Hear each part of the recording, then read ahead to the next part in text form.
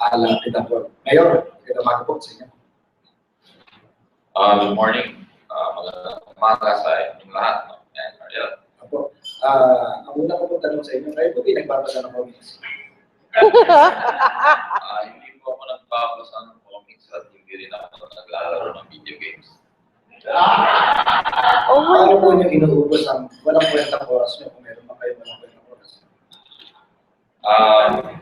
Alam nyo, dahil sa nangyari sa amin, ay siguro lahat ng aspeto ng buhay ay talagang tinamaan ng bawat paano. Kaya ay talagang lubos-lubusan namin na hindi lang pinag-aaralan, pero talagang sinisiguro namin na makabalik hindi lang sa dati at mas mahusay pa na quality of life ng mga tao. Ano pong reaksyon ng mga taga-Tacloban o ninyo personally nung lumabas yung comics that somebody is being depicted as a superhero? Well, first of all, ang masasabi ko, nung unang lumabas yan, ay sinabi ko nga, hindi ako nagbabasa ng comics. At marami naman ako narinig tungkol dyan sa comics na yan. At syempre, walang mabuti, walang magandang sinasabi. But most of all, I think yung dating sa tao ay talagang masama. Like when you depict someone sa comics, it is supposed to add humor. It is supposed to be funny. But I don't see anything funny about Yolanda. In fact, sa mga trahedya na tumama sa Pilipinas, lalo na pag sinabi natin ng Tacloban, ang halos tumapat sa Yolanda ay World War II. And not even World War II wasn't funny. And I think, we should take, incidents or I would say disasters like that very seriously. Just like the world took us very seriously. So, hindi na ma-trivialize yung incident o yung trahedya mo? Hindi lang. At saka, nakita ko dyan sa comics ay maraming leksyon na sana ay dapat matutunan at dapat natin itulak at siguro ipagmalaki yung galing ng Pilipino at hindi galing ng isang individual. Hindi naman talagang nagsasalaysay ng katotohanan. Talagang po ba may super heroic act na nagawa yung isang individual nung tumama ang trahedya sa Yolanda? Alam niyo po huwag niyo na lang mamasamay, pero mali pa ako. So sinabi niyo superhero, siyempre ang dating sa mga bata niyan ay katulad ni Superman, katulad ni Batman. Sa tagal ko siguro, bata pa ako nanonood ako ng mga cartoons na ganyan, ng mga superhero. Wala pa ako narinig na pinikas na isang superhero para sa buhay niya. Oh my God! Oh my God!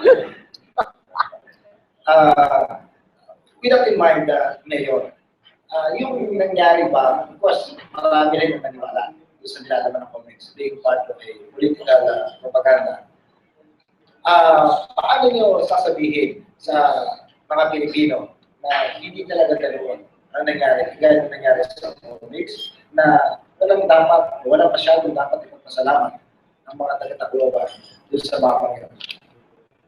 Unang-una, kaming nananahimik na doon at talagang we were pushing that we inspire people because they almost lost hope sa nangyari. And I'm speaking in behalf of the families, especially those who died. Marami nung namatay in the line of duty. Sa katotohanan meron 2 bodyguards si Roma na namatay in the line of duty. And they were never even honored or recognized. And even us, we lost 5 firemen. We lost 16 employees. And many in the line of duty, and they were never honored. Kaya, syempre, masama naman when you depict someone, And then we ask ourselves, ano ba ang sinasabi pagdating ng kampanya? No, Scarbedo, na we will twist everything just to justify the means. Pag-isipan natin, katulad yan, medyo hindi na maganda yung lalo na nagsalita yung gumawa ng cartoon mismo. Sabi niya, huwag kayong magalit sa akin, ako lamang. Pero sa katotohanan, bumoto kay Duterte. So ang ibig sabihin mo, you're taking advantage of the people who are poor and giving them money to spread lies for your own gain. I think that's not right, and we shouldn't do that. Kaya kailangan may ends naman. Tatanungin ako in behalf of Tacloban from what I've seen. The only hero that I can say really of Yolanda was His Holiness. Because he was the one who inspired the victims really to rise up and get back on the feet. Meron kami mga narinig na kwento na, of course, siguro ito parang maliit na kwento para sa pangkalahatan ng kwento ng trahedya ng Tacloban. Totoo ba na at some point in time, naging pabigat pa sa inyo yung dalawang kalihim, isa nangihingi ng bisikleta, isa nangihingi ng gamot. Kasi mukhang magpupulaps na dahil walang dalang insulin. Alam nyo, na lumapit sa akin yung mga tao na nakausap ni Secretary Roma at ni Secretary Gasmin kung pumunta sila sa opisina ko. So I think we start asking these people who have direct contact with them and ask them what really happened during the time. Now, kami naman ay nakafocus siyempre sa pag-rebuild, pag-reconstruct, at pag-aayos talaga ng buhay ng tao dahil hindi namin na-focus ito. Pero sila ngayon ay talagang siyempre masamang loob at sinasabi na hindi po yung katotohanan hindi lumabas at hindi naman yun ang nangyari. And they're willing to tell their story. Totoo ba yun na nangingibag insulin sa ating sinere? Totoo yun. Because people have actually seen what happened. Kaya totoo lahat yun. In fact, be true as it is, we don't even make a laughing matter out of it. Because, you know, it was tragic and it was really sad. So kung dating dito, gano'n silang in-prepare a day after na tumama yung bagyong Yolanda. Ako nang hinahanap nila yung bisikleta o motorsiklo, walang motorsiklo, bisikleta, para tumapunta ng airport. Yun nga ho yung nangyari dyan dahil ang nangyari pagkatapos ng bagyo, according to my staff, because ang unang pinuntahan ni Secretary Rojas at ni Secretary Gasmin from Leyte Park Hotel ay dumiretso sa opisina ko. At naabutan nila yung City Information Officer, yung City Disaster Officer, naabutan nila, pati yung isang General Services Officer na naabutan doon. At sumunod na rin doon yung Chief of Police sa opisina ko. But my office was also destroyed. And it is practice, and alam nila, ako po tuwing may disaster, I'm never in my office. I'm always in the scene, at the scene where the disaster is. Kaya marami nagtatanong where yung mayor because I go directly to the people and I'm with the people. Akong unang pumaharap sa anumang disaster na tatama sa Tacloban. Kaya ako yung nagtutulong. Kaya ang nakausap nila ay itong mga tao ito at sila ay voluntaryo na pumunta dito para siguro pwede nyo nang talungin sa kanila ano ba na nangyayari at mas mabuti galing mismo sa kanila. Yung pong kwento na somebody almost collapsed at practically naghahanap ng insulin sa destroyed hospital ng Tacloban. Totoo po nangyari? Well, according to the eyewitnesses, alam nyo kasi, you have to imagine this, Tacloban is not a very big city. But we had close to 1 million people, about 1 million people there. So, lahat ng actions na ginawa ng mga secretaries, may nanonood at may nakakita. At meron rin silang nakausap. Kaya itong mga sinasabi nilang mga nangyayari ay hindi ko bali-balita. Talagang nangyari yun. At katulad niyan, maraming magsasalita at magsasabi. Kasi ang nangyari noon wala naman nagtatanong Ang nangyari noon nakafocus lahat kung saan kami. Nasagot na kung nasaan ako. Kasi alam niyo, pag tumilos naman kami doon, being the mayor, everybody knows me. Everybody knows where I go, what we do. Unfortunately, you know, these incidents happen, pero intindihin naman natin, as the mayor, we did not also want to bring up many issues because it would just distract the people from really rebuilding their lives. But now, usapan naman yan, if you want to set the record straight, these people are available and willing to talk and tell you exactly what happened. With no malice. Nasaan po yung sinasabi ng mga tao? Nandito po sila. Right now. Yes, there you go. We have our City Information Officer, Valenzuela, who is right Ma'am, here. can you join us? Ayaw ko ipakyat ko pa natin. Ma'am, kayo po yung unang nanabitan ng party ni Secretary Rojas at si Secretary Smith. I can understand but may I speak English? Yes, ma'am. I'm not very fluent. I am the most senior executive assistant to the mayor and currently the city information officer. I am a true Tacloban, but I'm married to someone. So I've been almost all my adult life in Cebu. In the twilight of my years, Mrs. Marcos came home from exile, ran for Congress, first district of Lady. She went to Cebu to ask me to be her chief of staff. And so, since then, I have worked in Tacloban. What is your recollection? What is your recollection the day after you landed? I was designated because the mayor was in the field. On the day, November 8th at 11:45 in the morning, two gentlemen using canes went hobbling up the second floor of City Hall. And I was even telling Judge Libutan this disaster, his production head officer. And these are two guys who look older than I. And it was Secretary Rojas and Secretary Gasmin. And both Secretary Gasmin could hardly move. He was in a state of near collapse. You better believe me, at this age, I cannot afford to tell you that. I'm knocking at the doors of heaven asking for admission. And he was in a state of near collapse. His aide asked if we could get insurance.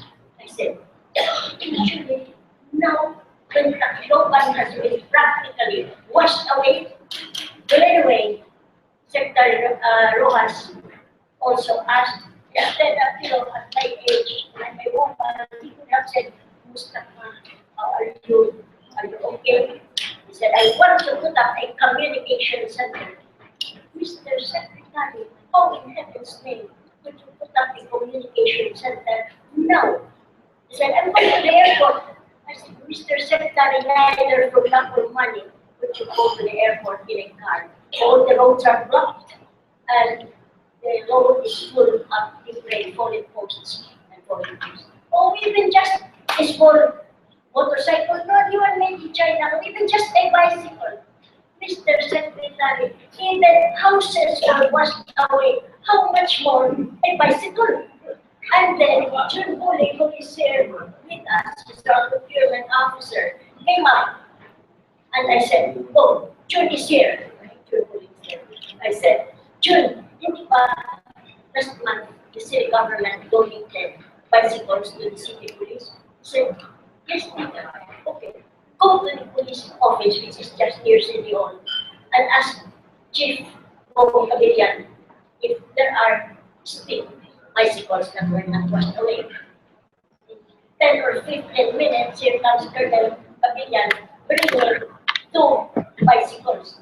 And Secretary Rojas even asked Secretary Gasmin, "What do you know how to buy?" No answer. He was in state and near collapse. And so I asked Secretary Colonel Kapihan, Colonel,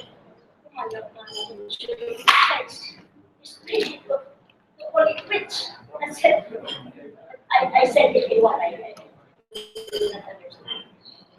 And anyway, I said, insulin now? Where will I get? Kamay ko dyan, mga Chinese businessmen, they're up in their buildings and they were not Chinese sponsors. There must be one diabetic who can give you even just one shot at insulin and he was able to get one shot. And they went down and they wanted to go. Secretary Rojas wanted to go to the airport. I said, how could you ever have a communication so that I even ask him, Mr. You came here yesterday, the day before the typhoon. You did not bring a satellite phone with you, so that even if the signals were down, you could have reached Malacanang. His answer was, I forgot. That's the long and short of it. So, Mayor, Tacloban save the savior.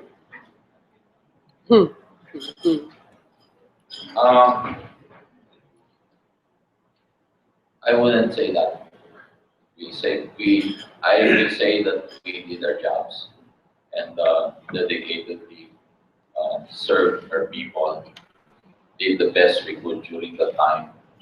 And it's sad that it will be used, twisted, for personal gain. Yun ang malungkot doon. Marami pa akong nangyari talaga dyan. Kaya yung mga taong naka-witness mismo at nakakita ay talagang gusto talaga magsalita.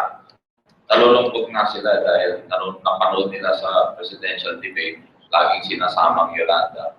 Maraming nagsasalita tungkol sa Yolanda na wala naman nandun. Hindi naman sila nandun nung nangyari at hindi naman nila nakita.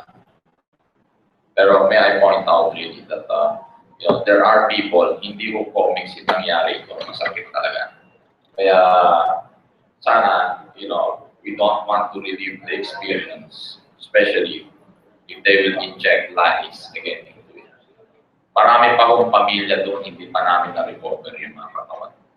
We are still getting approximately 3 to 4 skeletal remains every month. This is no laughing matter. And that's why I came and, magsalita. Kung may gano'ng mga kasama sa media, yung preparation heads of the Where is you from GMA 7? Yeah, pero bago yung question, si Attorney Vitangcol, hihintay natin sa okay. Q of DCWG. What is the present state of Tacloban? Specifically, ilan ba talaga namatay? Secondly, has the city recovered? To what extent has it recovered? Ano ang kulang? Okay. Let me start by saying this now. There was a lot of problem in the first 12 months in Tacloban because the people felt that money was coming into Tacloban, but it was focused on infrastructure. It was not focused on the people. Why? Because it was already 1 year after people were still living in tents. It was only 1 year and 4 months before the first emergency shelter assistance was released. In fact, nahirapan pa kami doon. Because it was no longer an emergency and COA looked at it differently, that you had to do requirements for it. So it was very difficult to explain to the people, because why is the government not focused in rebuilding back our lives? Why are they focused on projects, infrastructure, drainage? Even the building of the houses was a problem. In fact, we still have that problem now. Because you have houses being built there. Yung sinabi ko sa SONA, nagulat din kami lahat doon. Dahil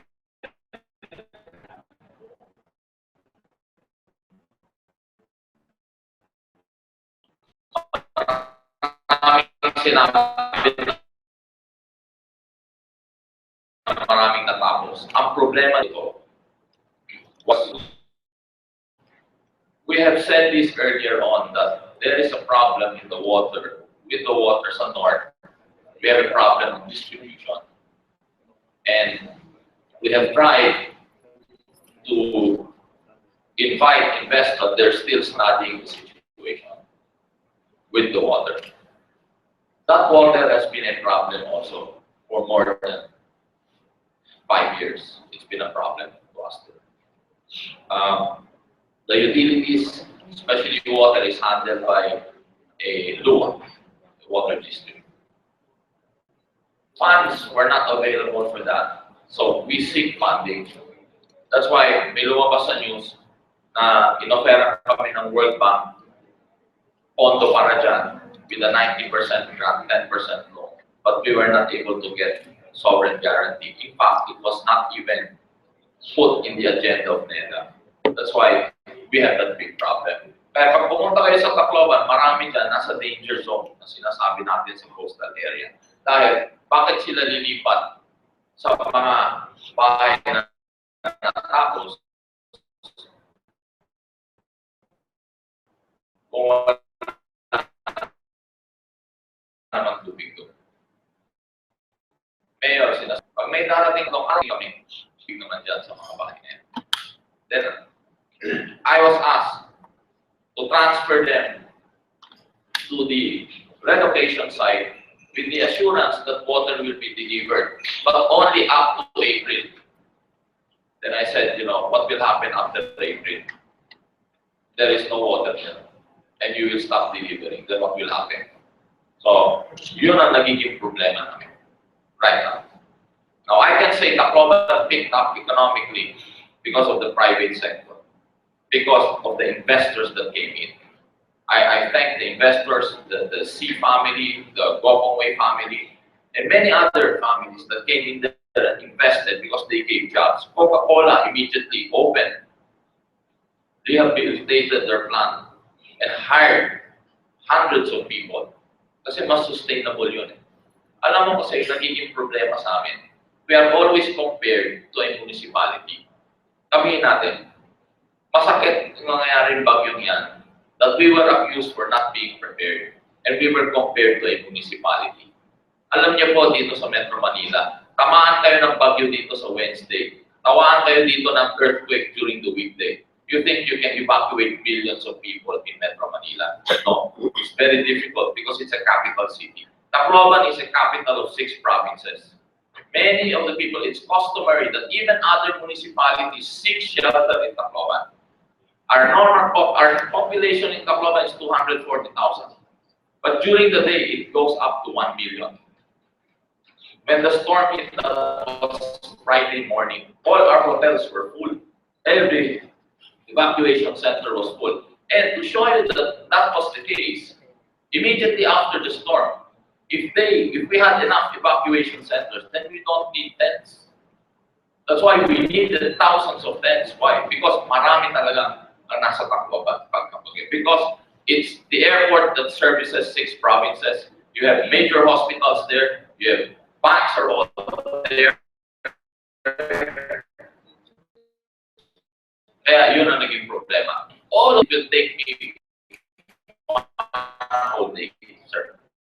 I'm just mentioning what you asked. What is our situation now? It's much better economic because on building up the business.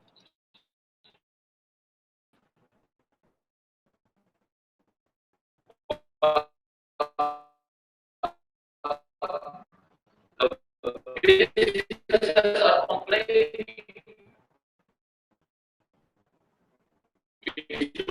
Never brought up.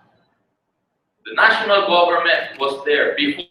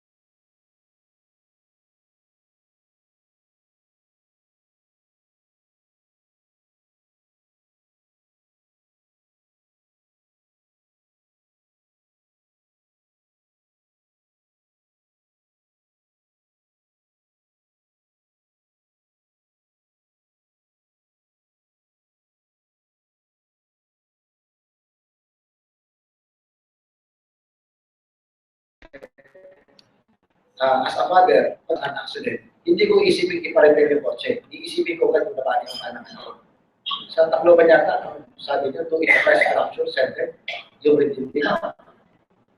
Alam nyo, hindi ba, baka nalimutan na natin lahat, hindi ba, mag-iisang taon, yung isang tent na sulutong, 5 batang namatay kasama yung nanay. And they did not die a simple death. They suffered for 12 hours. Buong katawan nila sunog, umiiyak yung mga bata. Wala kaming magawa hanggang namatay sila. Why? Why were they still intense? Mag-isang taon na. Bakit gano'n? Kaya yun ang sinasabi natin. Yun ang nagiging problema natin. Pero makikita mo, yung paggawa ng kalye, yung paggawa ng kanal, abay mabilis. Maalaman niya, naging debate pa nga yung airport. Kaya nagtataka yung mga tao, ba't airport ang pinag-usapan? Ito pa kami, hirap na hirap pa kami. Yun ang naging debate. Kaya nung nagre-reklamo yung mga tao, people were complaining, why are we not getting help? Ang binato sa amin na sagot ay, para ma-ingrato kayo, hindi kayo marunong tumanaw ng utang na loob. Ilang bilyon nang binibigay namin sa inyo. Hindi yung binibigay sa amin, yung binibigay sa infrastructure. In fact, if you remember, November, wala nang budget ang city niya. Any city for that matter. It is just January that we collect our taxes.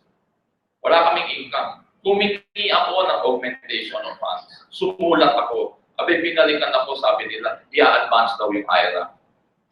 Yun sana gagamitin namin diretso na sa tao. So, hindi kami nakakilos doon. Pagkatapos, dumating ko ang BILG. 4 months later, nagbigay ng 200 plus million. Pinagmalaki yun. Pero pinapirma ako ng MOA. Hindi pwede gamitin sa tao yan. Pwede lang gamitin sa building yun. Ano isasagot namin? Parang ang ginagawa nila, para magalit na yung tao sa amin.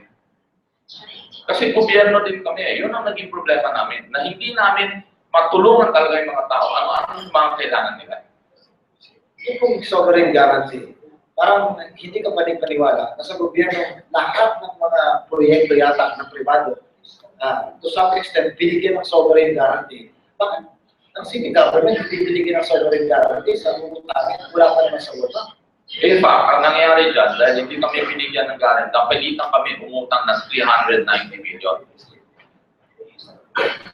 sa regular na banko with interest. Ang interest po sa regular na banko ay magkano kung para sa World Bank loan? Well, hindi sa interest, pero ang World Bank loan, 90% ang grant, so bali 10% ang mabayaran. 10% ang utang. Oo. At napakalit ang interest. I think Halos wala. 1%, 2% lang. Probably both. At yung commercial loan is how much? 5, 6%? Yes, 5% to 6%. So, multiply it by 10. Alam nyo, 100% ang utang. Yes. 60% more expensive. Okay. Alam nyo, marami kasi, may dadagdag lang ako. Ang malungkot nito, we have national policies that really are not or no longer effective. Because sa police lang pagdating sa police, you are given 1 policeman for every 1,000 in your population. So in Tacloban, if we are 240,000, you have 240 policemen. Divided by 3 shifts, 80 policemen. But what happens during the day, we have 1 million people, what can 80 policemen do? Because the policy is still based on the night or day. They base it on the nighttime population. That's why DSWD had a hard time. Pagdating nila doon, they based their relief on 200,000 population, 240,000. We had 1 million people there. That's why nagka-problema. Kasi tingnan nyo lang, 3 university natin doon malalaki. 9 months of the year, doon nakatira yung mga estudyante. Hindi naman sila nagre-register sa Tacloban. Nagpo-boto sila naman sa probinsya nila eh. Kaya hindi naka-record yan, pero namomonitor namin. Kaya nung nag-partner kami sa private sector, doon namin nakita. Doon namin nakita because private sectors, the stakeholders, like, I'll give you an example, McDonald's, they spend so much money on studying the population and the movement of population. So they know before they put their store if it's going to make money or not. So we get data from the stakeholders and doon lumabas. Now we are 1 million people during the day. Kaya makikita nyo tayo talaga sa Pilipinas, ang dami-dami natin traffic aid. Why? Kulang ang pulis. Kaya tinatanggal namin yung mga pulis. Pagdating sa traffic, pinofocus na lang, traffic aid na. Kaya, ang nangyayari, pati sa teachers, kulang na kulang. Kaya nung humingi ako ng augmentation of funds, it is to support the national government. Because many of the regional offices are underfunded. They're not supported. Alam niyo, pag dumadating ang secretary sa mga syudad, sa mga municipality, hindi naman nagdadala ng sasakyan yan. Airplano lang dala niya. Pababayan. Sino nagbibigay ng sasakyan sa kanila? Sino nag-augment ng security para sa kanila? Yung local government ang nagbibigay lahat niyan. Pagkatapos, doon kami nahihirapan. Maraming sekretary pumunta sa Tacloban, may disaster. Sino nagpo-provide niyan? Puntahan niyo yung mga regional office. Siguro isa lang ang sasakyan nila. Eh yung NDRRMC, wala nga headquarters sa Tacloban yan. Buong region, kung isa, walang headquarters siya. So gagamit din ng pasilidad ng syudad. So, ang lesson dyan, in times of tragedy, pag dito original, I've heard it from President Clinton. In times of calamity, huwag daw dadalaw ang presidente kasi abala pa siya doon sa effort to rescue the people. Ang nangyari doon, pumunta si presidente doon, yung mga security at mga pulis na mga natitira, ibinunod pa dahil inassign sa security. Kaya, pagkatapos, may mga tatlong helicopter dumating doon, hindi makalipad kasi pag nakapag nandun ang presidente, no-fly zone. No-fly zone. And may I say, it was only Senator Bongbong who violated that no-fly zone. And he ignored that. Pinapababa yung helicopter niya. Sabi niya, hindi. You fly. We have to go to these people. Yun nangyari doon sa Tacloban. Kaya nagka-problema talaga kami doon. Ano mo ang kung i-assess nyo, years after yung ilang, gaano pa crucial yung tulong na dinala ng mga Amerikano? Isa pa yan eh. Yan ang sinasabi ko eh. Alam nyo, yung nangyari ng World War II, dumating si MacArthur, ganun din yung nangyari sa Tacloban. Mabilis sila. And I found out there were people from the Balikatan that immediately responded. But isa pang naging problema, other governments, even the US, hindi makapasok agad ng 7th fleet. Bakit? Umabot ng 4 days bago mag-declare ng national state of calamity. Bakit umabot ng 4 days? It was the worst typhoon that ever hit or ever made landfall. Why did it take that long? So ako naman, I am here reacting because of the comics. I am not the crybaby coming back to what happened before. We're resilient and we persevere with all these happenings ang nangyari. Pero malungkot. Pero traumatized talaga mga Tacloban. Akalain mo, BBC time po, ano nangyari? Yung ginawa nilang stage, bumagsak pa yung speaker, namatay pa yung isang volunteer. Nag-crash pa yung isang airplano doon. Naging abala pa. Kaya kinakabahan na kami eh. Pag mayroong ganitong tragedy, bakit kung nangyari yung Typhoon Ruby, wala kaming casualty? Kasi mahirap talaga eh. If coordination, there are many lessons to be learned. Say. And unfortunately, it's not going that direction. Okay, painumin mo natin ang tuloy si Mayor. Si Attorney Vitangcol, narito rin. Sila yung parehong yung issue nila, inapag-rate sa presidential debate. Magandang umaga po sa inyo. Magandang umaga sa iyo, Padre. Magandang umaga, Mayor and future Senator. Kasi ano po yun, si Martin yun. Sa susunod din, pala yung tatakbo ito maging sa Senator. Attorney Al, 2019. ayun nabanggit doon sa presidential debate. Ito parang kayo lang yung corruptor sa MRT. Incompetent sa MRT ang reaction. Pareho po kami dito ni Mayor. Sabi nga ni Mayor, nandito siya, hindi siya crybaby. At siya ay nandito para mag-react dahil po sa mga nangyari, katulad ng ginawang comics. Ako naman, hindi rin tayo nagkasalita, no? Ay hindi tayo. Hinaharap natin ang ating lahat ng mga dapat harapin. Pero itong nakaraang presidential debate, mukhang isa tayo sa paboritong binabanggit sa debate. No? Nang magsalita po ang ating dating Secretary Marcos, ang sinabi niya parang totoong-totoo ang sinabi niya. At doon po tayo sinabi niya, natanggal sa pwesto si Vitangcol dahil ang kanyang tiyuhin ay nakibahagi sa pagbibid sa maintenance. Ito po ay isang malaking kasinungalingan at hindi po natin matanggap na isang presidential no, ay magsisinungaling sa harap ng milyon-milyong Pilipino. At talagay ko ganun rin ginawa niya sa Tacloban na pinapagit natin ngayon at kung sa paggawa ng comics. Kung titignan po natin ilang beses po sinabi ko sa debate, stick to the facts. At sinabi rin po ni ng angkor doon, ni Romualdez, huwag po natin pagpilin ng mga taong wala po dito dahil hindi po sila kayang depensahan sa sarili.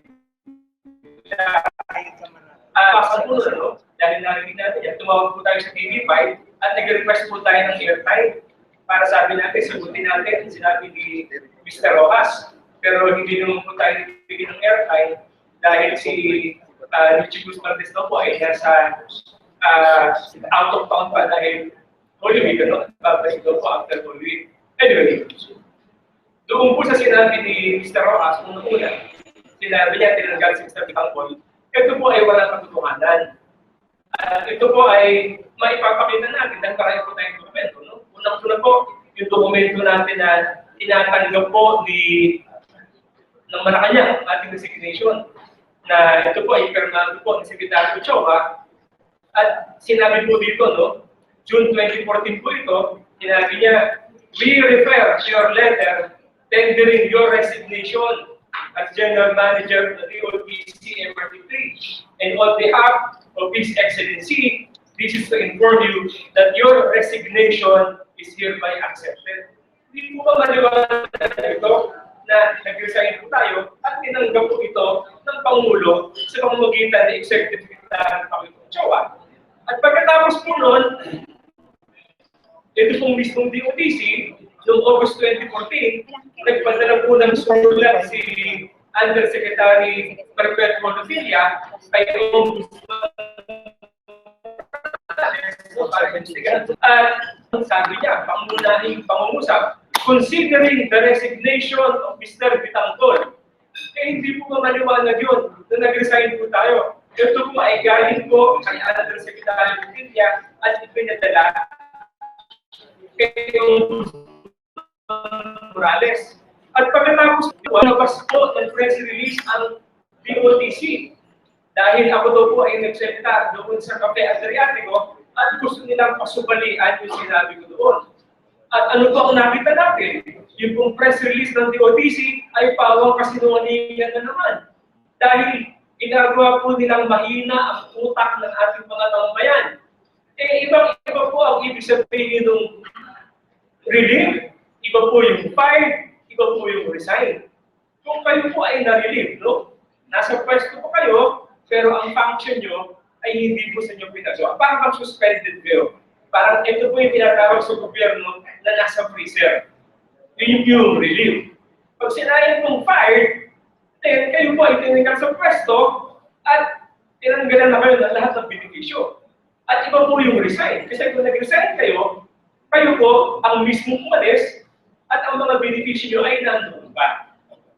So ito po, ano, yung sinabi po ng DOTC, nag-press release, na ako daw po ay under oath na sinabi ko na ay wasak, no? Doon po sa hearing ng Kongreso, sinabi ko na ako po ay nalilid at ako po ay sinususpend. Sinabi ko po yun. At nagtinginan nga po sa akin, mismo ito pong mga taga-DOTC. Nagsabi ko, ito po ang pakiramdam ko. Ako po ay nirelieve, no? At ito po ay tinitinawa na parang suspension, kaya ako po ay nag-decide na mag-resign na lang. At kaya po ako nag-tender ng resignation. And in fact po, naalala ko pa nung kinabukasan na yung umaga, pinapag-up nila sa akin yung resignation mo. Sir, pinapag-up na po sa Secretary ng Bayan yung resignation letter nyo. Wala ka raw po sa opisina niya. Nagmamadali ako, at kung titignan po natin, nagpa-interview po si Secretary ng Bayan noong May 27, 2014. Tingnan niyo po ito sa mga records, at sabi po niya, matapos po namin makipag-usap kay Ginoong Vitangcol, napagkasundo na lang po namin na mag-resign siya. Tuwing po ang maliwanag, ako po ay nag-resign. Attorney, mukha naman masama-samahan loob mo. Talagang wala nang makakapigil. Kaya kita mo na bang isinasangkot si Marpamas sa kasi abayan dyan sa katiwalya sa MRT? Ito pa ay matagal ko nang sinabi.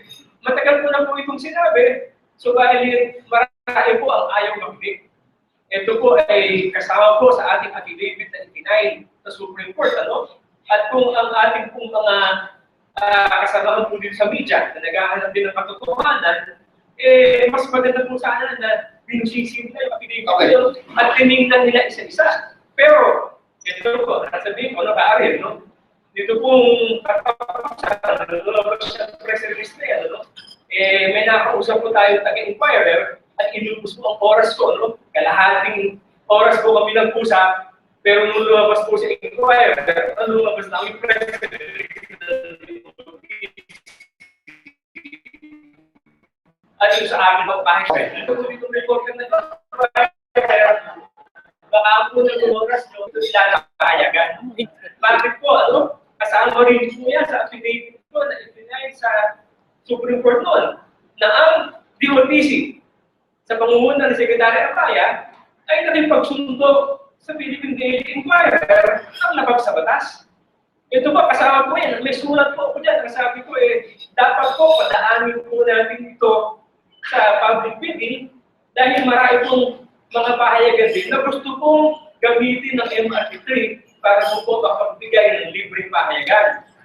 Kasama po yan sa rekomendasyon po, pero binaliwala po yan ng Secretary at ito po ay pumirma ng isang kasunduan sa Daily Inquirer sa loob ng 3 taon. So, you are theorizing na kayo malakas sa pahayagan yun dahil sa pahayagan exclusive na binibigay sa loob ng MRT. Pwede po natin sabihin yan. Pero ito nga po, isa pong magandang ehemplo, no? Nito pong April 1, nakipag-usap po sa akin ng isang reporter na inquirer, 30 minuto kami nag-usap, sabi, sir, ano po ang reaction nyo dito sa press release ng DOTC? At kinabukasan, ang lumabas lang, yung press release ng DOTC, wala na isang salita po. Yeah, give us some more. Are you know, kasi hindi ko nabasa yung pinigil mo. Are you know, category pointing kay Marosa, kay Abaya, na nakinabang din sa skandalo sa MRT? Ito, sasabihin po natin ay meron po silang inaction. No? Inaction, no? And in fact, sinabi ko na rin ito sa iba nating kasamahan. Kumita po ba? Kumita ba sila? Sabi po natin, lahat ng kapalpakan na nangyari dito ay dahil sa tatlong I. No? Inaction, incompetence, at ignorance. Ito ay nag-manifest ng mga basic. And sa experience ng Tacloban, makikita nyo na ang Tacloban, inaction, incompetence, at ignorance. And in fact, makikita natin itong nakaraang linggo, no? Ay ipinabid na ng DOTC ang paglalagay ng relays sa MRT3. Pero ito ay installation lamang ng relays. Dahil nung isang taon, bumili na sila ng relays lang. Supply lang ng relays nung isang taon. Tapos ngayon, supply lang ng label para i-install. Ang tingin ko rito, ito po ay isang malaking incompetence. Ano? Dahil hindi po nila alam yung tinatawag na single point of responsibility. Ano po ang mangyayari kapag ang release po ay inilatag nitong mananalong bidder, no? Itong San Nicolas pinatibyan, no? Assuming may tatanggap. At pagkatapos po ay nagkaroon ng crack ang release. Sino po ang sisisihin? Yung pong nagkabit, sabihin niya, kasi po, sa standard itong release, no? Yung naman nag-supply ng release, pwede niya sabihin, kasi po, mali ang pagkakabit. Kulang po kasi ilalim yung release, kaya po nag-break. Hindi po ba? So, nandun po ang sisihan. Hindi natin makikita kung sino ang talagang responsable. Yung po, single point of responsibility na hindi po nakikita ng DOTC. Okay. Mayor, yung bang 3 eyes na binabanggit ni Vitangcol ay nakita nyo rin. Baka alam nyo, ngayon sasabihin ko sa inyo, official siya. The secretaries arrived there in Tacloban, November 7. There was a command conference November 7 at 8 o'clock in the evening, the PNP regional headquarters, where all the regional directors were summoned to go, sama na yung governor at iba pang mga opisyales. Ang unang tinanong ko doon sa meeting na yun, bakit walang representative ang pag-asa? Nung si GMA, Presidente GMA, nasa Tacloban noon, naabutan siya ng bagyo, immediately tinawag niya yung Pag-asa to give us an update when the storm is arriving, when it will hit, where it will hit, and the angle of the storm on how it is going to approach the damage, more or less we can estimate. For that entire meeting, we did not have a representative of Pag-asa. Then it is also recorded in that meeting that the order was given to the Philippine National Police to be disseminated to all the PDs and the CDs, provincial directors and city directors, continue evacuation up to 10 o'clock in the morning. And we will have our final conference, command conference, before the storm, tomorrow at 8 o'clock a.m. Report. The storm hit us a little bit past 7 in the morning. The most knowledgeable person in Typhoon? Wala Yes, sa meeting. kaya maraming pumasok sa akin na regional director, bakit nangyari yun? Ako pa yung nasabihan ng tanga dahil hindi ko daw in-evacuate yung pamilya ko. Sa totoo na, isang kapitan doon, namatay yung asawa niya because he focused on the people. And hindi niya naasikaso agad yung asawa niya. Kami, we were caught flat-footed because the storm arrived so early. One. Number two, inasikaso. As a public servant, we focused on the people at huli na yung pamilya. Kasi alam namin talaga, kulang na kulang ang evacuation centers. In fact, what I don't like in that comics, when they're saying that they're alluding to, we partied that night. How can they say that if we were together that night? In fact, when we separated at 10 o'clock in the evening, I proceeded directly to the coastal areas. And I found one barangay chairman who was still in his house. I argued with him up to 12 in the evening for him to get out of his house. The following day, he cried and he said, "Mabuti na lang, Mayor, umalis at nakinig ako sa'yo." In fact, the daughter is here today to attest to that. Kaya alam nyo, marami ano. Pero siguro, attorney, nakita ko rin yung nangyayari sa inyo eh. Ayoko naman lumabas dito rin na, siyempre, yung sekretary ay tumatakbo bilang presidente. At ayoko naman makakonect tayo sa mga sinasabing politika o siguro mas maganda siguro if you will join me. Amunin na lang natin sila ng debate. Mas maganda pa yun eh. Kasi alam nyo, pag nami-media tayo at lahat eh, nagsasalita tayo, 10% lang ng buong Pilipinas ang nakakarinig sa atin. Pag nagsalita sila, 99%. Kasi ako cover na, katulad nga ng sinabi mo, hindi lahat lumalabas eh. Di ba? Pero siguro mas maganda kung may debate na lang siguro in public and we can discuss these issues with the persons directly involved in those issues. Tama kayo dyan kayo. In fact, binanggit ko yan sa isang video forum. Sabi ko, kailangan nag-debate, wala ako doon. Hindi ako makasagot. Mas maganda siguro kung kami na lang din ang pag-debate. Mas maganda siguro yan, Mayor, no? Na i-debate natin itong mga ito at nang makita natin kung sino ang nagkasabi ng totoo at kung sino ang gumagawa sa mga kasundugan. Para malaman ang sampayanan. Sa department ko, magdadala kayo ng notes, documents.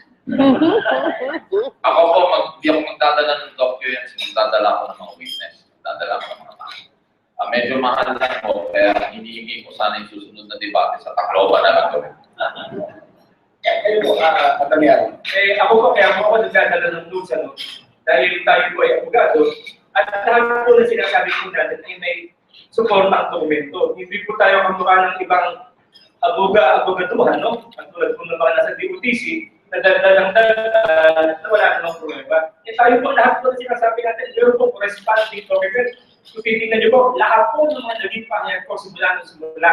Ito po ay dokumentado. Wala po tayong sinabi na walang dokumento. Hindi po katulad ng sinabi ni Ginoong Rojas, na sinabi niya na natanggal si Vitangcol dahil mayroon siyang jury na nakipahagi sa pag-fit sa ibang kasinungalingan po yun, no? Dahil ipapakita ko rin po sa inyo ang dokumento na nagsasabing ito po, dito pa sa assignment, yung sinasabi niyang tsuhin ko, hindi ko po tsuhin yun, tsuhin po yun ng asawa ko. At pagkatapos po, ito po, itinransfer po niya ang kanyang mga share kay Marco de la Cruz, na chairman ng PH Trans na kontratista ng MRT. At pagkatapos po yan, ito po si Marco de la Cruz ay gumawa po ng omnibus sworn statement na sinasabi wala silang kasamahan na konektado sa amin. So, naliluman. At sino yung Malo de la Cruz na yan? Ito po ang chairman ng PH Trans, no? Na nagwagi, Yung parang sino siya? na ito rin po ang naging authorized representative ng sumunod na maintenance contractor ng APT Global at ito po ay napabalita na rin, no? Na malapit na kaibigan ni Ginoong Rojas at ni Ginoong Abaya. Question? Magandang umaga po, Administrator Vitangcol. Nung kayo po ay, Joey Dizon po sa radyo. Nung kayo po ay makakasuhan, ramdam na ramdam namin ang inyong ginagpis na bakit kayo lang? Kung kayo ay makukulong, bakit ikaw lang? Pero kung bang dapat makulong na kung kayo makukulong na kailangan may makakasama ngayon, higit na mataas na official administrator. At sino yun? Sino sila? Ito po ay yung po salipikado, no?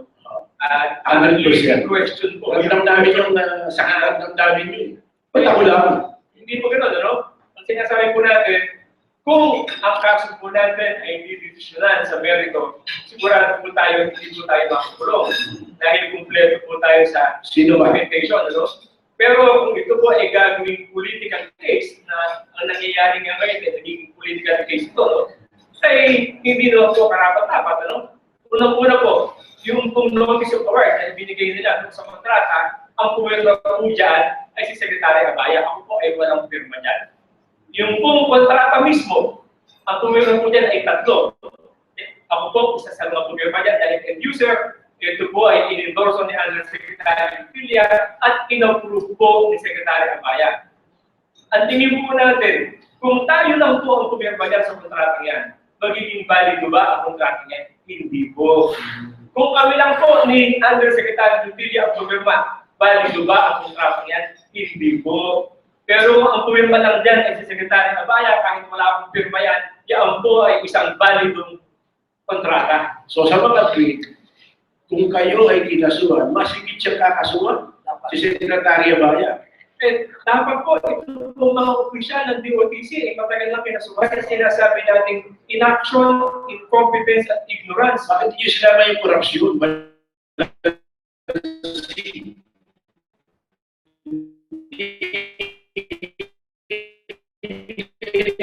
Yung korupsyon, mas Si Inday, si Jimmy. sige. Sir Jimmy. Hindi naman tanong yung isang question. Isang question po. Ngayon no, kung sakaling magkakaroon ng Sakit na tulog mo. bagyo. Kung sakaling magkakaroon, yung anong bayan, yung inyong bayan nakahanda ko ba? Depende sa lakas ng bagyo. Hindi, kasi laki ng ilan na. Ayaw kung laki ng bagyo dumating. Mabigat na tanong pa rin. Dahil pag sinasabi mong handa, magagarantihan ko bang walang mamamatay o walang masasaktan, hindi ko magagarantihan. No, siyempre kahit ang ano, yung Pero kung sasabihin mo, mas experience handa, kung sasabihin nyo, mas handa kami. Pero hindi magiging buo yung paghahanda na yan kung hindi integrated, kung hindi kasama yung mga national agencies na sila ay pareho yung kaintindihan pa. Masasabi ko na pareho din response. Because 80% of the resources come from the national government. Even in the United States, they refer to FEMA. They need FEMA.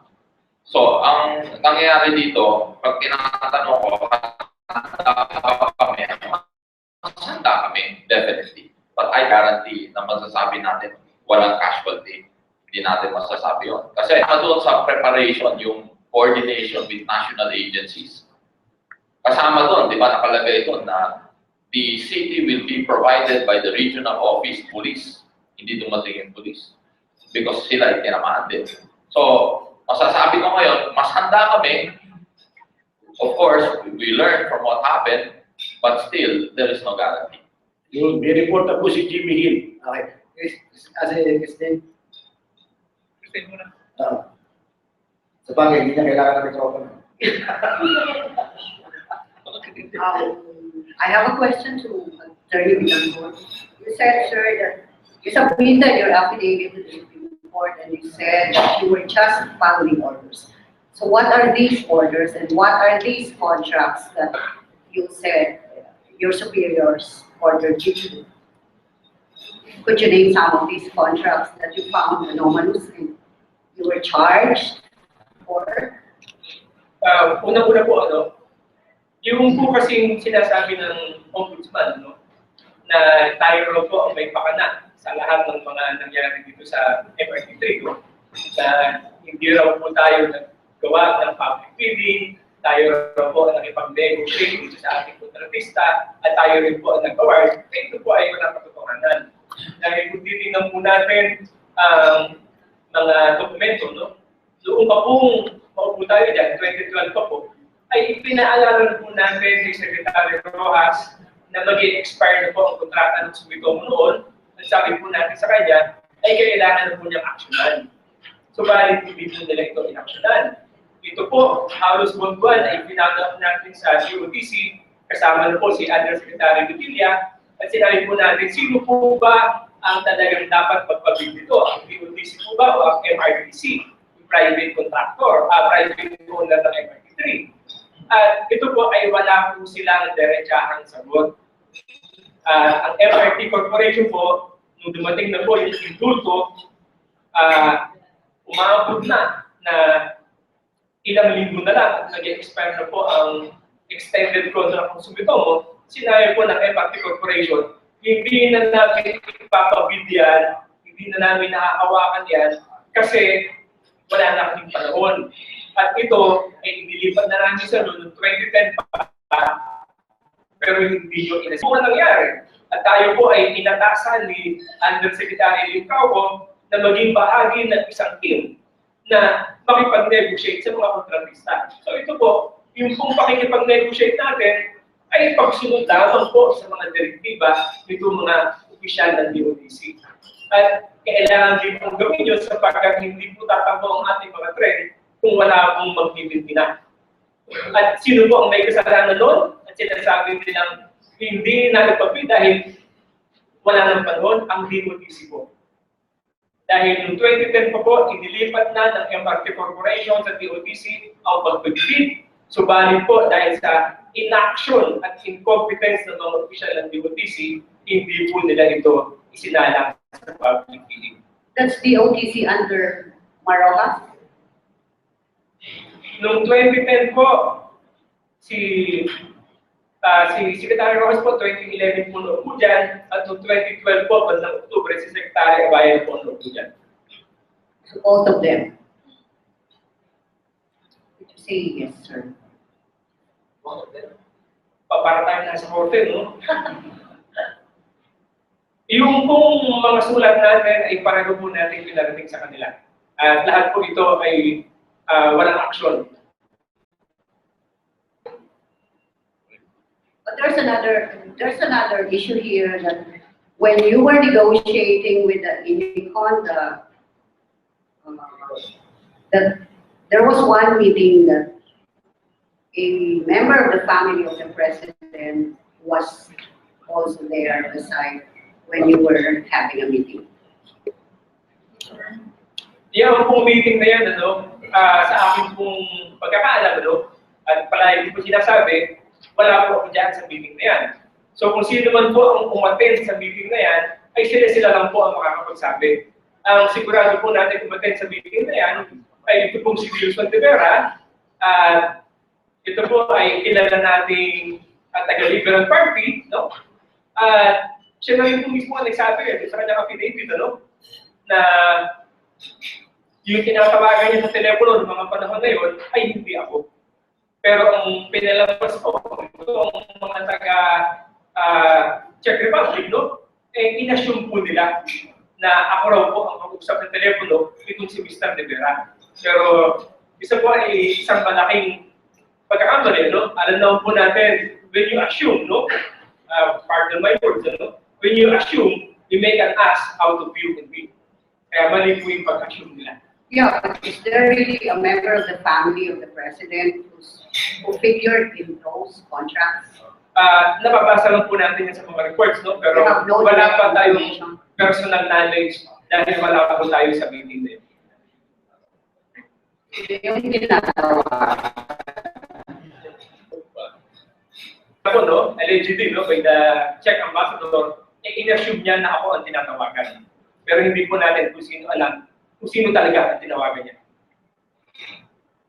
I have a question to Mayor Alfred. Mayor, by April, you said that the staff rationing water to these people in the relocation site. So, what do you plan to do with them? No, that was Considering that you don't get that help. was a promise that was given, but I did not accept the offer that they will deliver water up to thousands of the residents that we would move to the north. So hindi ko tinanggap yun kasi alam ko magkakaproblema tayo lalo na pagdating ng May at kasagsagan ng summer na yan at if you will rely on wells, reliable now because it will be summer kaya pupulangin tayo ng tubig. How much exactly do you need to put up water system? Well, it will initially cost about 1 to 2 billion in our city, especially it's a one-time expense in terms of building the pipes and. But why was there no funds given? Well, yun ang problema because we sourced our funds, nakahanap kami, but we kept following it up with NEDA and they never agendaed the proposal of the World Bank. Hanggang the World Bank felt that the government was no longer interested in it. Thank you, Mayor. Yes, we've lost that. This is an online question. Thanks, Jimmy. Sorry, but for a minute to speak. One of the online question, and it is actually addressed to both.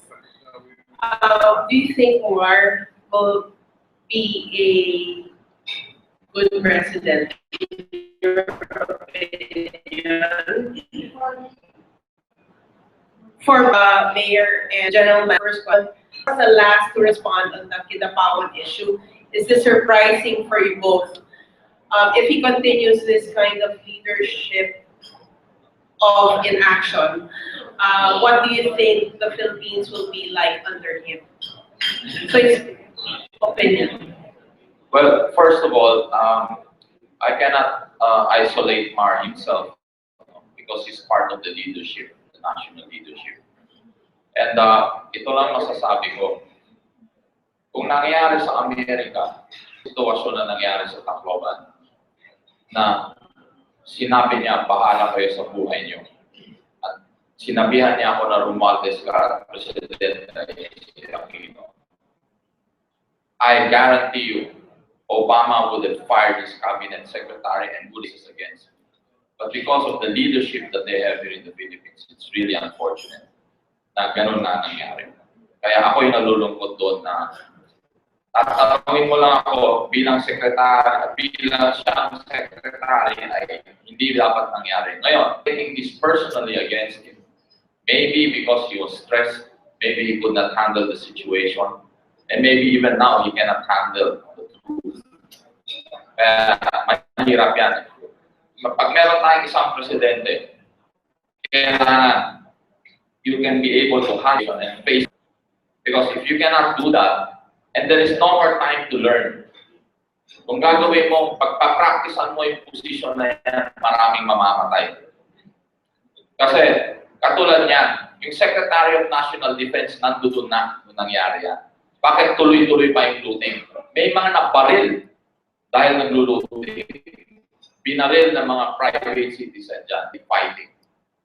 If you cannot handle the situation, people will die.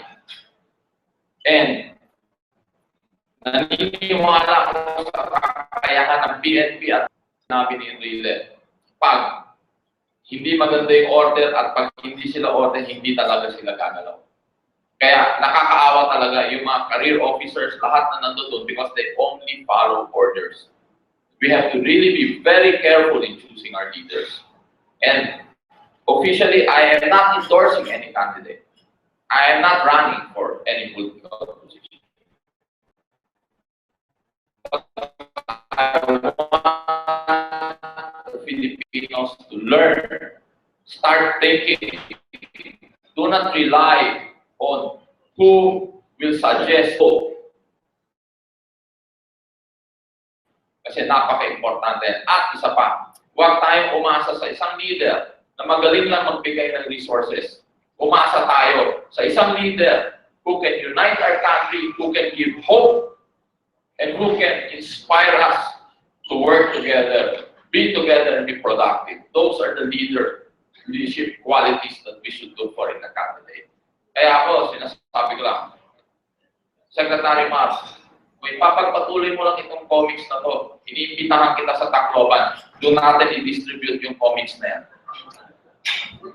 Ayun. Attorney Vitangcol, for Attorney Vitangcol. Sir, earlier. Hindi niyo sabi ko lang Attorney Vitangcol sa same question. Hindi ako muna. Attorney Vitangcol, hindi kasi, nasagot si Attorney sa same question. Kung may ini-endorse ka ba na sino na? Did I get it right? Ang question sino ang dapat? Pwede mo makita. Tingnan natin kung hindi nangyari ng Sabado sa naiyak. Nagkaroon ng malawakang brownout, nabili ang mga pasahero, at wala pa lang sufficienteng power backup. Ito po ba ang gusto natin ipagpatuloy sa ating pamahalaan? Ganito po bang liderato kung gusto natin makita sa susunod pang 6 na taon? Doon po natin makikita, no? Hindi po dapat ganyan ang liderato ng pamahalaan. Kaya kung pipili po tayo ng ating Pangulo, siguro po, kanina sinabi ko 3 tayo, no? Ngayon siguro dapat 3 Cs. No? Unang-una, dapat ito ay competent. Okay? Pangalawa ito ay meron ng passion. Kasi kung wala kang passion sa tao, no? Kahit gano'n ka competent, wala pa rin effect ang iyong magiging servisyo. Parang yung sinabi nga ni Mayor, no? Bahala ka sa buhay nyo. No? Kita natin walang compassion. At pangatlo po, Christ-centered. Kasi kung hindi po marunong tumulog sa Panginoon, kahit gano'n po magaling ang tao dito, wala pong mangyayari. So kailangan po yung 3 C na yun, yung po ang piliin natin para sa Panginoon. Question. Jimmy, hindi na tuloy ko ba? Kasi si Jimmy, okay. Tuloy ko lang. Nagugulan lang po sa sinabi ng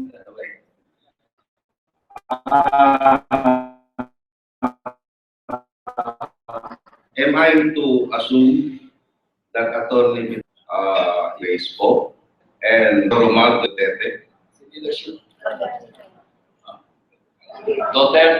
Mayor Duterte and I were together in Congress. Pareho rin kami nagmomotor niyan.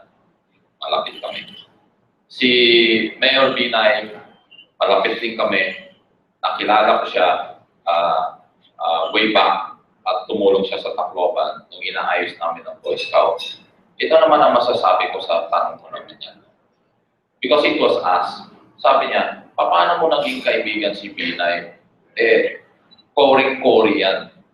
Sabi, Aquino yan, Romualdez ka.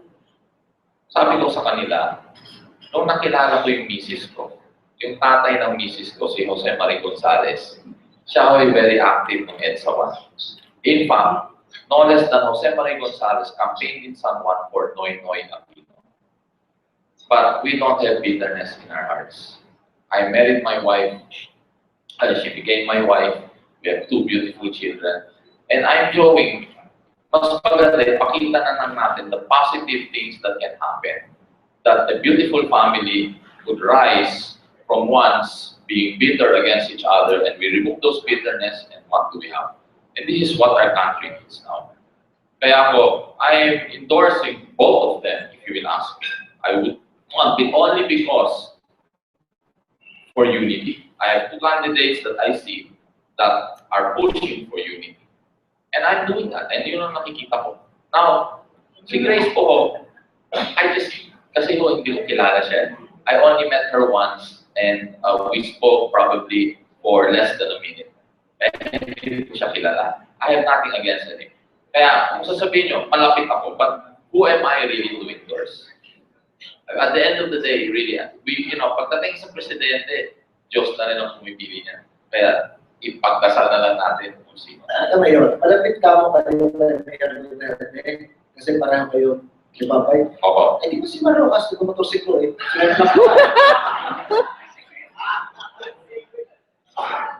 Hindi ko kayo malapit sa kanya. Ayaw na sabi ko. Okay, kayo ano niya, sa tanong ngayon. Ako sinasabi ko, no? Diba, sinabi ko, kailangan ang bagong liderato ay meron tatlong sino at wala ng tatlong ay. Okay? So, kailangan mabilis ng aksyon. Dahil sinabi natin, ano, ang problema nitong liderato nito, in-action, in-competence, sa ignorance. So, kahit na sino po doon, no, wag lang po yung magpapatuloy itong daang matuwid. Talaga letter C, as in said lang. Jimmy? Attorney Vitangcol, sinabi niyo po that, the president should have 3 Cs. Yung, di ba, sinabi si Marocas, dahil kay Corina. Anyway. Okay. May ina-spelling talaga. Obvious. No, my question is, earlier you said that Marocas was telling a lie in certain aspects of yung pagtira sa inyo. Yes. Do you believe the saying that ang sinungaling kapatid na magnanakaw? Thank you.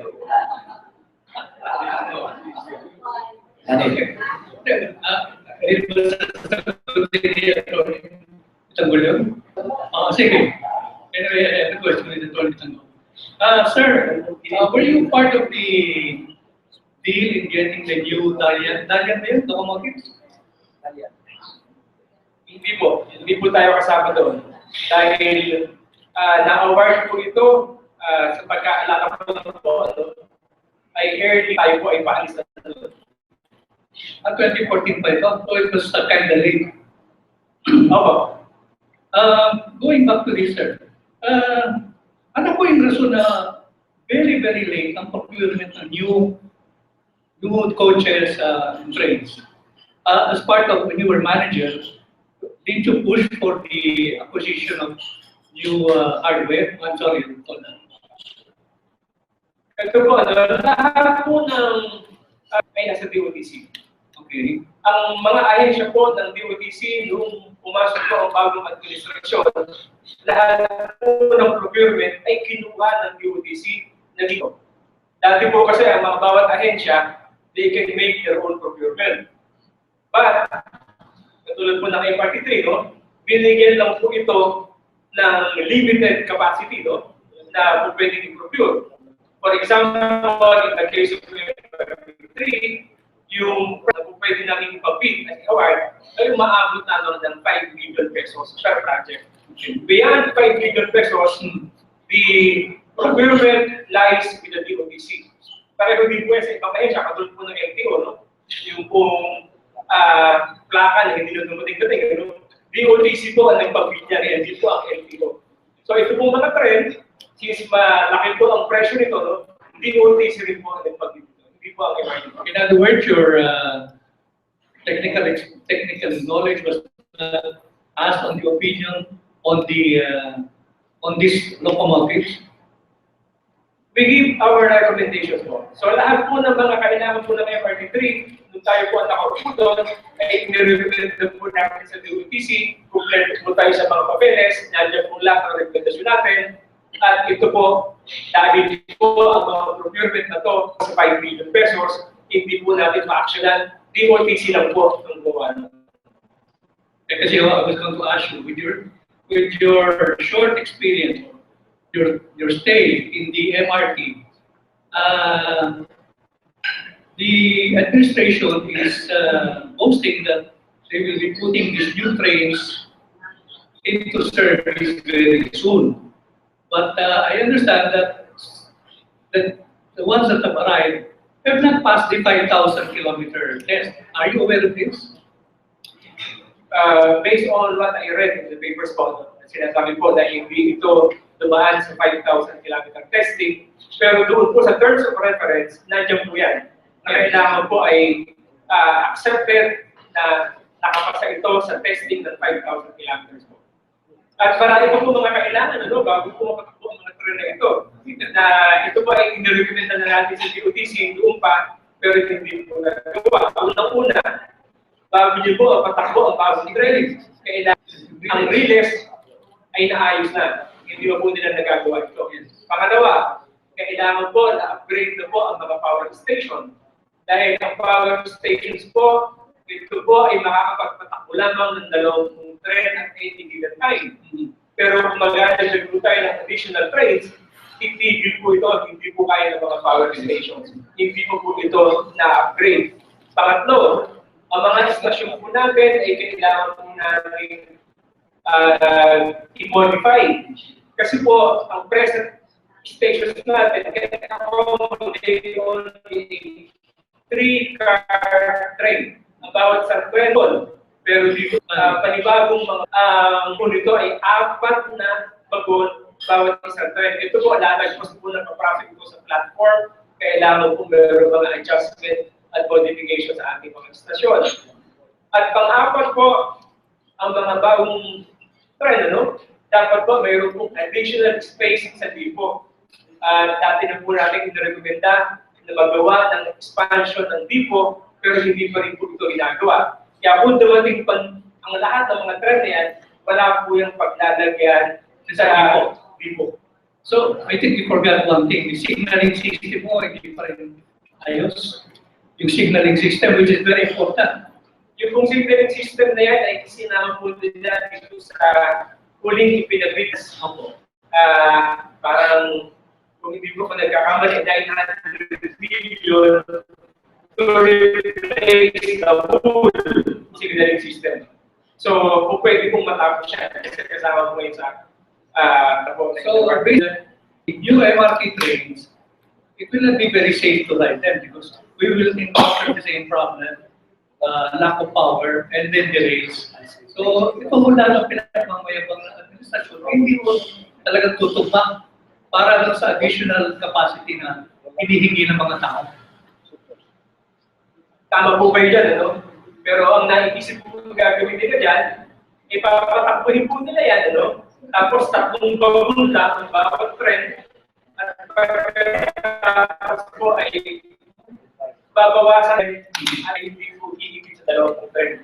Kaya magiging wala po yung expansion. Magiging replacement po ito ng mga lumang tren. The difference is the same. Magiging 20 lang. As the 20 trains lang pwede patakbuhin din yung with repower. Tama ba yun? Hindi nila pwedeng dagdagan yan. Okay, sabi ni Jimmy rito, wala ka plate number yung bagon. Kaya paanak mo. Good morning. Gusto ko lang tatigin si Mr. Vitangcol on 2 days. Nung kayo maging manager ng MRT, hindi ba marami ng problema noon ng MRT? Marami pong problema ang MRT noong panahon na yun, pero ito pong lahat ng ito ay tinutukan po natin. Tayo po ay naging hands-on na general manager sa MRT, makikita natin na yung pag-maintain mo ng mga tren, pero mga basic things, na hindi ginagawa. Patulad po ng yung aircon, palagi inireklamo ng mga pasero. Dahil hindi lumalamig, nasisira. Kasi po, nung may hawak niya ay sumito mo, alam naman natin ang mindset ng mga hapon. Basta may nasira, palitan ng palit, Walang repair, Hindi ka tulad natin mga Pilipino na meron tayong sariling strategy. Parang kotse, Pwede natin lagyan ng mga dimensya, pero kung ako dyan, palitan ang makina. Based on that, napagpasok yung marami ng problema ang aircraft. Marami ng problema ang MRT. Sa isip nyo na imbestigahan kung bakit, baka substandard yung deliver sa atin. Ang ginawa po natin dyan, nilagyan po natin ng mga standard operating procedure. Yes. Katulad po nung isa pa example natin, tumitigil po ang trend kasi kung let's say busted yung traffic light. Pero hindi po kasi traffic light sa taas ng release natin. Red, gusto naman trend, green, tuloy friend. Pero hindi nyo inimbestigahan kung standard o substandard yung deliver na MRT facility. Hindi lang po natin nakikita. Ay, hindi nyo nakita yung ganyan. LRT1, ang mga bagon malalaki. Ang MRT3, maliliit. Yung sa MRT1, pag tumayo mga tao, 8 abreast kaya. MRT3, makikita mo, hindi nyo inimbestigahan nyo kung bakit mas maliliit ang bagon ng MRT3 kumpara sa LRT1 and LRT2. Samantala natin yan, ano? At saka yan po ay yung mga trend po. Ikaw ang manager eh. Kailan din dalawang taon tumatakbo. Oo, kaya nga, hindi kayo nagtaka. Bakit ibang-iba yung MRT3? Maliit ang ano? Sir, may kasalanan ba yung nagtayo o yung mga government agencies na supervise? Sino ba dapat mag-iimbestiga doon kung meron ba? Oo. Yung management ng MRT o DOTC mismo? O Ombudsman. Ito ay dapat na ginawa ng ibang ahensya. Kunyari, yung COA, dapat yung imbestigan na yan. No, but as the manager, responsibilidad mong maayos takbo nun. Sa pagkakalang question, may answer sa'yo. Kumita ba? In-ignore mo yung kanina. Now, we want the answer. May kumita ba? Kumita ba si Abaya? Kumita ba si Marrojas? O kung sino mong demonyo ang nandun sa DOTC? Ito po, panahin ko po sinasabi, ang aking mga statement ay kung mayroong support ng dokumento. Yes, nandun ka eh. Kumita dyan, hindi po natin masasabi kung mayroon. As manager, hindi mo alam kung may kumita sa mga kasama mo. Sabi ko nga po sa kanina, lahat po ng procurement at ang DOTC, wala po sa MRT. I see. Okay, thank you. So, in the absence of evidence, hindi ka magsasalita. Okay. He will not confirm or deny it. As a lawyer, dapat may dokumento, lahat ng accusation, lahat ng allegation, lahat ng facts.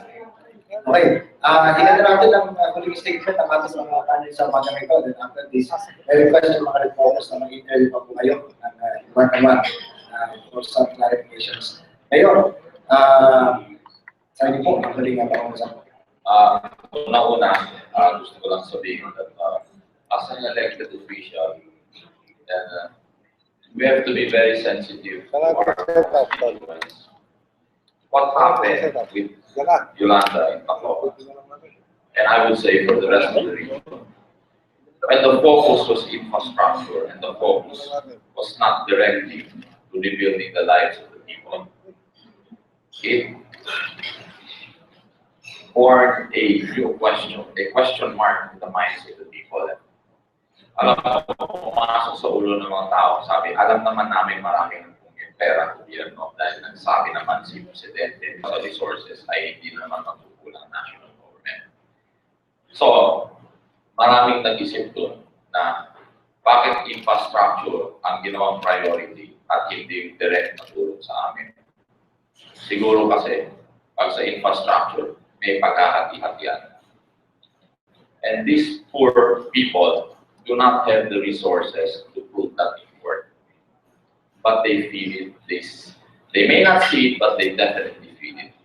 Because there is no other reason why you prioritize infrastructure, even emergency shelter assistance after direct help to the people. Kaya masasabi ko talaga na we're dealing with powerful leaders, very influential leaders. Kaya palabasin yan na hindi sila kumikita, kaya nila palabasin yan na walang ma-anomaly siya. Yun nga yung matuwid na daan. Ang sagot ko nga sa matuwid na daan, yung magaling yung driver, hindi yung daan. Kasi kahit baluktot yung daan, kung matino yung driver, kaya niya, lusutan lahat yan.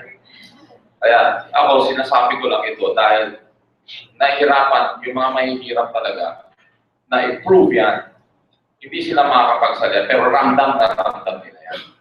And this is really a problem. I'm very happy that elections are a month from now. Because I think the Filipino people deserve better leadership. So yun ang masasabi ko. And I came here again because of the comics. As much as possible, I've told Taclobanos, let's not bring back the past. But let's just set the record straight that hindi ho yun yung nangyari. At wag naman gawing comics yan because if you look at comics really, the definition of comics is adding humor. And there's nothing funny about what happened in Yolanda. Thank you. Ngayon may pahabol na tanong kasi parang noon may usap-usapan ayaw ng isang tao na direktor ng bigyan ng patay. Nagbigay ng hap doon sa nagawin ng patay. Ito ba? Ang patay sa ilan sa Tacloban? Ako, ito kasi ang paniwala ko dyan. Isa sa maraming namatay ay doon sa military airport. In fact, may mga ibang official doon na dinala pa yung pamilya nila doon sa kampo na yan at kinamahan sila at namatayan sila. Kaya kung lalaki ho, yung bilang ng patay sa gobyerno ay directly mananagot yung Commander-in-Chief. Kaya ayaw nila pag-usapan yan. Doon na umpisa yan. Pangalawa po, isa, kung napalitan ang presidente doon, yung Sunday na yan, kaya nag-walk out dahil may isang nagsalitang tiga-media doon, na tiga-Tacloban, namatay yung magulang niya. At unang report kay presidente ay 72 lang daw ang patay. Kaya nagalit. Sabi niya, kalokohan yan. Kung gusto mo umikot ka, tingnan mo. Anong klaseng report yan? Bakit 72? Doon nagalit. Doon nag-away-away. Doon nagsagutan. Doon pumasok pa yung isang negosyante. Sabi nga niya, sa katuluyan, sa kasulukuyan ngayon, nagkakagulo ngayon, nagpabarilan na doon kasi sige-sige ang duting. In fact, ako nabaril ako. Sabi nga niya na, buhay ka pa naman. Kaya ako naging mahilig discussion na yun. Yun ang nangyari. I take this opportunity and although unfortunate, it had to be Anderson Cooper. But because the first responders that arrived from different countries were wondering bakit hindi pa pumuputok itong balinang ito na walang gumagalaw. Bakit ganito pa rin ito? Doon sila nagtaka. Kaya he was forced to talk. And there's another thing I may add. There was a phenomenon.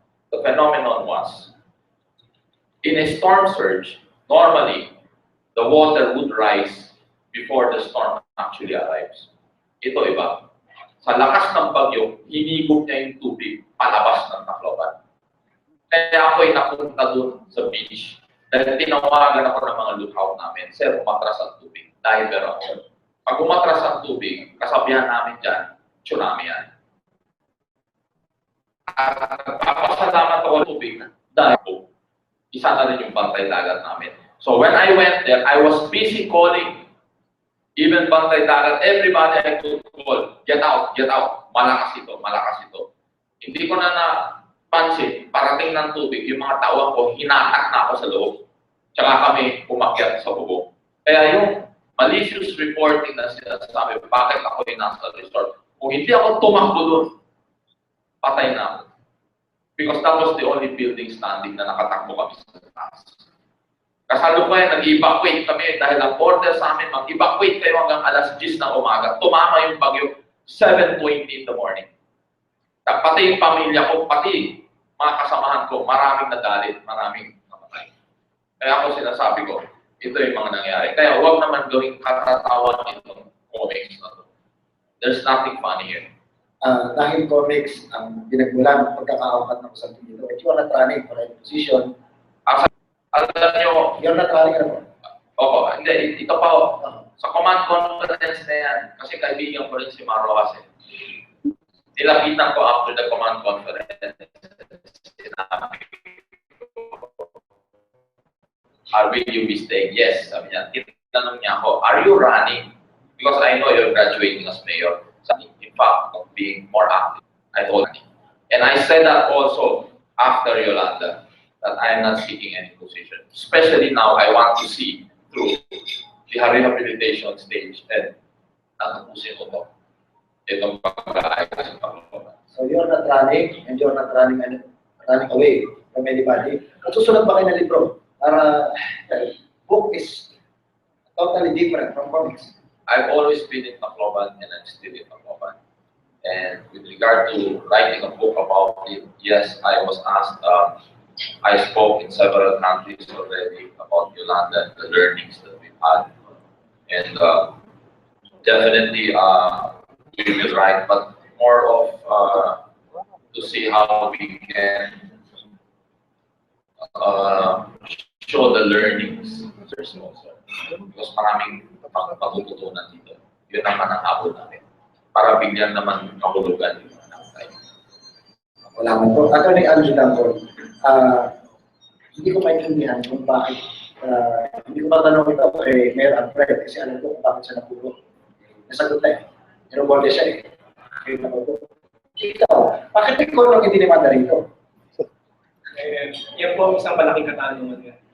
Pero in closing, sasabihin ko lang din, tayo po ay nandito dahil gusto lamang natin yung mga kasinungaling sinasabi dito ng Rojas at ng DOTC. At kung pa po doon, ay wala na po tayong ibang hangarin. Wala po nagtutulak sa atin na ibang politiko, wala po tayong tutulak sa atin na ibang tao na nagdidikta sa ating gagawin. Ito po ay isang po na ginagawa upang linisin po ang aking pangalan at upang ipakita rin po natin sa ating sambayanan kung anong klase pangalan po meron tayo. Salamat po. Ating Deputy General Manager Vitangcol and Mayor Alfred Romualdez. Yung mga nabanggit pala ni Mayor Romualdez na available simakap sa paligid. At narito rin ang kanyang bahay. Yung maganda sa likod. Sa ating lahat, maraming salamat po pagkagawa niyo.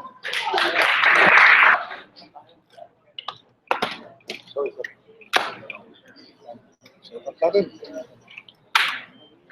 Galing mo yan. Lapit tayo.